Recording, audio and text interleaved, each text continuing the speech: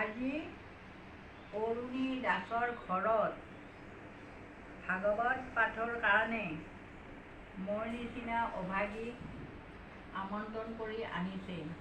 সঁচাকৈয়ে ময়ো ক'ব পাই ভাগৱত নাজানো, বিশেষ ক'ব পাই বহুত আনন্দিত পাইছোঁ। গতিকে এওঁলোকৰো বহুত ভাগ্যৱান।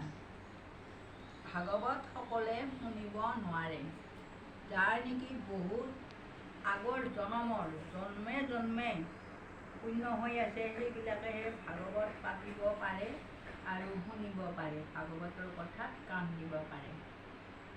যি আশাৰে মাতছি মোৰ নিচিনা অভাগীক মই ধন্যবাদ দিছোঁ। তেওঁলোকৰ আগত দেখি ভাল হওক, মংগল কৰক। যি আশাৰে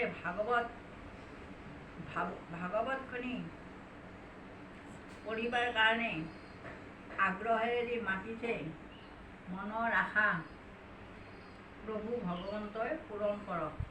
আৰু আই মাতৃসকল সকলোকে মই অনুৰোধ জনাইছোঁ, মই বিশেষ নাজানো, তথাপিও উৎসাহেৰে গাবৰ কাৰণে ইচ্ছা কৰিছোঁ। কিবা ভুল হ'ব পাৰে।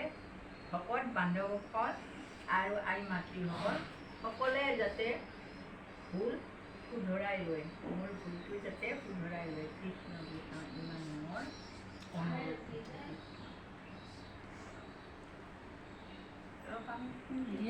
নমঃ ভাগৱতে বাসুদেৱ।